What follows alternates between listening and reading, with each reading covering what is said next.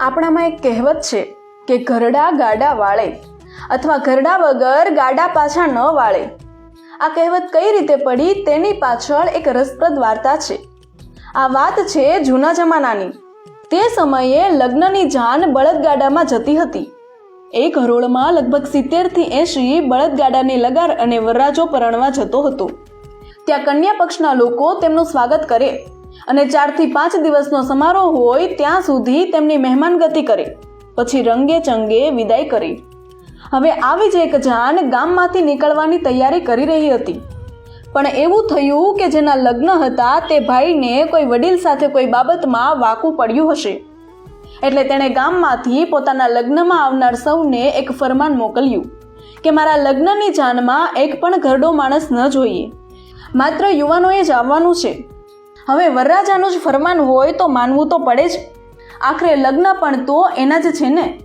બધા યુવાનો લગ્નમાં જવા માટે તૈયાર થવા લાગ્યા. બળદગાડા તૈયાર થવા લાગ્યા. તે સમયે જાનમાં જે બળદગાડા જતા હતા તે ખુલ્લા નહોતા જતા. પાછળ ગાડાને કવર આપવામાં આવતું. વર્ષની અર્ધચંદ્રાકાર કમાનો બાંધી તેની ઉપર કપડું બાંધવામાં આવતું, જેથી લાંબી મુસાફરી દરમિયાન ટાઢ તડકો ન લાગે. રાતવાસો કરવાનો થાય તો એમાં સૂઈ પણ શકાય એવી વ્યવસ્થા હોય.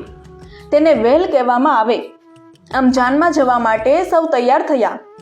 તે દરમિયાન એક ભાઈને માં નહોતી, કેવળ પિતા જ હતા.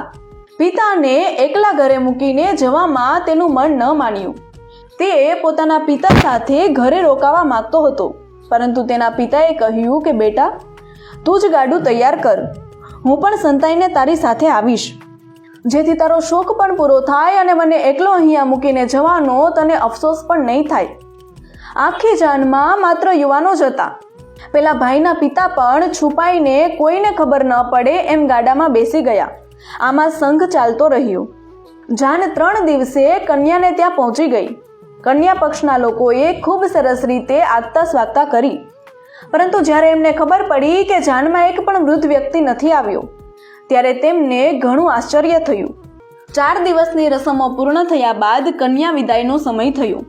એવામાં કન્યા પક્ષના લોકોને વર પક્ષની પરીક્ષા લેવાનું મન થયું. એટલે તેમણે એક શરત મૂકી, અમારી કન્યા ત્યારે જ વિદાય થશે જ્યારે કન્યા ઘરની આગળ રહેલા કૂવાને તમે લોકો આખો ઘીથી ભરી દેશો. વર પક્ષના બધા લોકો ચિંતાતુર થઈ ગયા કે ભલા આખા કૂવો ભરાય એટલું ઘી લાવવું ક્યાંથી. પછી તો બધા યુવાનોએ એક જગ્યાએ ભેગા થઈ ચર્ચા વિચારણા કરવા માંડ્યા કે હવે શું કરવું. ઘણા લાંબા વિચારને અંતે પણ તેમને કોઈ ઉકેલ ન મળ્યો. જો આ શરત પૂર્ણ ન કરે તો કન્યા પિતાના ઘરે જ રહી જાય, જાન સાથે આવે નહીં. અને જો એવું થાય તો વરરાજાની આસપાસના સૌ ગામમાં ઇજ્જત કોડીની થઈ જાય. એટલે કન્યા વગર તો પરત ફરાય જ નહીં, અને અહીંયા પણ કેટલા દિવસ રોકાવું. આખરે કંઈ જ ન સૂઝતા તેઓ લાચાર થઈ ગયા. તેમણે કન્યા પક્ષના લોકોને કહ્યું કે કંઈક ઉપાય થઈ શકે ખરો? હા, થઈ શકે ને. તમે તમારા ગાડા અહીંયા જ મૂકીને ચાલીને જાઓ, હારી ગયાની નિશાની રૂપે. તો અમે કન્યાને તમારી સાથે જવાની મંજૂરી આપીશું. આ શરત તો કોઈ કાળે મંજૂર ના કરી શકાય એમ લાગતા સૌ યુવાનો ઘી એકત્ર કરવા માટે શું શું થઈ શકે એ વિચારવા લાગ્યા. આ દરમિયાન પેલો યુવાન જે પોતાના પિતાને સંતાડીને સાથે લાવ્યો હતો એ પણ ચિંતાતુર દેખાતા તેના પિતાએ તેને પૂછ્યું કે શું થયું બેટા, જાન ઉઘલાવવામાં આટલી વાર કેમ લાગી રહી છે અને તું આમ એટલો ઉદાસ કેમ છે? શું થયું, મને વાત તો કર.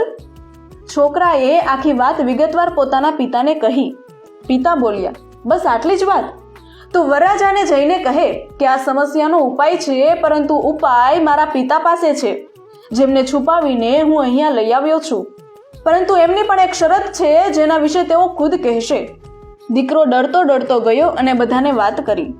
પહેલા તો સૌ તેના પર ગુસ્સે થયા અને પછી કહ્યું કે તો તારા પિતાને બોલાવ, જોઈએ તેઓ આ સમસ્યાને કઈ રીતે સુલઝાવે છે. છોકરાના પિતા આવ્યા અને પોતાની વાત રજૂ કરી કે મારી શરત આ મુજબ છે, આજ પછી ક્યારેય ઘરડા લોકોનું અપમાન ના કરવું, તેમની વાત હંમેશા માનવી. જો મારી આ વાત મંજૂર હોય તો ઉપાય કહું. જીવ પર આવેલો વરરાજો બોલી ઉઠ્યો કે ભલે, તમે કહો છો એમ જ થશે. હવે તમે આ સમસ્યાનો ઉકેલ જણાવો જલ્દી. ત્યારે વડીલ બોલ્યા કે હું એક કન્યા પક્ષના લોકો સમક્ષ જ જણાવીશ. હારેલા થાકેલા વરરાજા પાસે બીજો કોઈ વિકલ્પ નહોતો, એટલે તેણે પણ મંજૂરી આપી. પછી સૌએ વડીલની આગેવાનીમાં કન્યા પક્ષના લોકોને મળવા ચાલ્યા.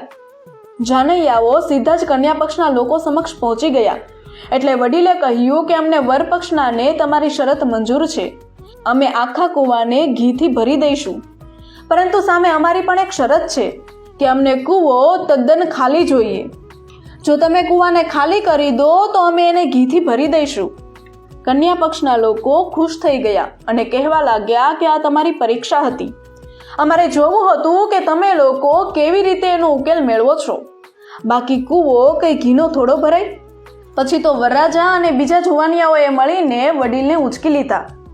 ત્યારબાદ કન્યા પક્ષના લોકોએ વર પક્ષનાને અનેક ભેટ સોગાદો આપી અને રંગે ચંગે વિદાય આપી. બસ ત્યારથી જ કહેવત પડી ગઈ છે કે ઘરડા વગર ગાડા પાછા ના વળે. વડીલો સમસ્યા નહીં, ઉપાય છે. વડીલો જવાબદારી નહીં, તમારા અસ્તિત્વનું કારણ છે. આપણા સૌ વડીલોને વંદન સહ. જો તમને અમારો વિડીયો પસંદ આવ્યો હોય તો વિડીયોને લાઇક અને વધુમાં વધુ શેર કરો તથા અમારા ફેસબુક પેજને ફટાફટ ફોલો કરી દો. ધન્યવાદ.